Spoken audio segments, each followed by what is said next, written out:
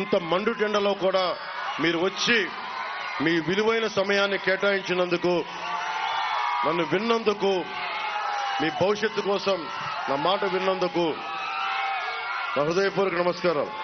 ఈరోజు పుట్టా మహేష్ యాదవ్ గారు Telugu Desam party cycle గుర్తుకు ఓటేయమని అడుగుతా ఉన్నాను. కమలం గుర్తుకు మీద కామినేని శ్రీనివాస్ గారికి ఓటేయమని అడుగుతున్నా.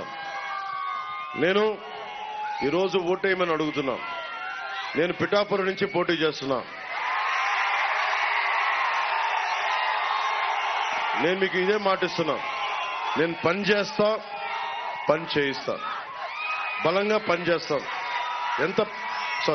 ఎంత పెద్ద మనసు అంటే పుట్టా మహేష్ యాదవ్ గారిది. పోలవరం నిర్వాసితుల కోసం మనం 33,000 కోట్ల అవసరం అవుద్ది, ఎక్కడో చోట మొదలు పెట్టాలి అని నిర్వాసితుల నిధి కొత్త ప్రభుత్వం స్టార్ట్ చేస్తే నేను ₹1 కోటి ఇస్తాను అనగానే ఎంత పెద్ద మనసు అంటే, ఎంత పెద్ద హృదయం అంటే, ఎంత పెద్ద గుండె అంటే ఏంది. నేను కూడా ₹1 కోటి ఇస్తున్నాను మనకి నిర్వాసితుల నిధికం, పోలవరం నిర్వాసితుల నిధికం. అలాంటి వ్యక్తిత్వం ఉన్నవాడు మన ఎంపీ.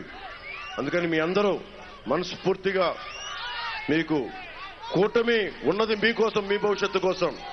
అందుకని ధైర్యంగా వచ్చి ఓటేయండి.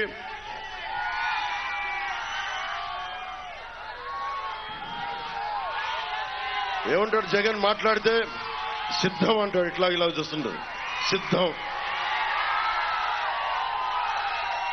ఒక ముఖ్యమంత్రి నమస్కారం పెట్టాలి. ఇట్లా ముఖ్యమంత్రి ఏం చేయాలి? నేను మీకు బాగా చేశాను, 2 చేతులు ఎత్తి నమస్కారం పెట్టాలి.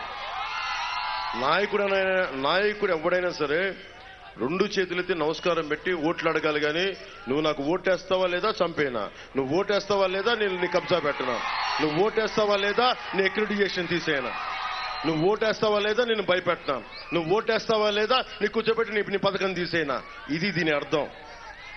జగన్ ఇలా అంటే ఎవ్వడు భయపడ్డు. మేము ఇలా చూపిస్తాం.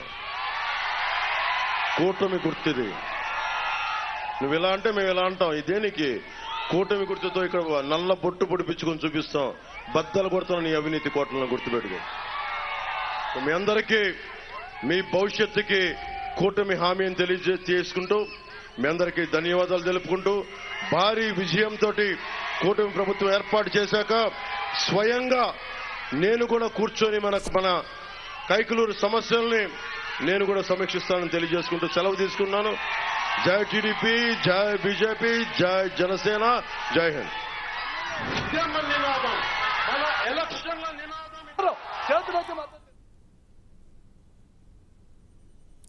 ప్రస్తుతం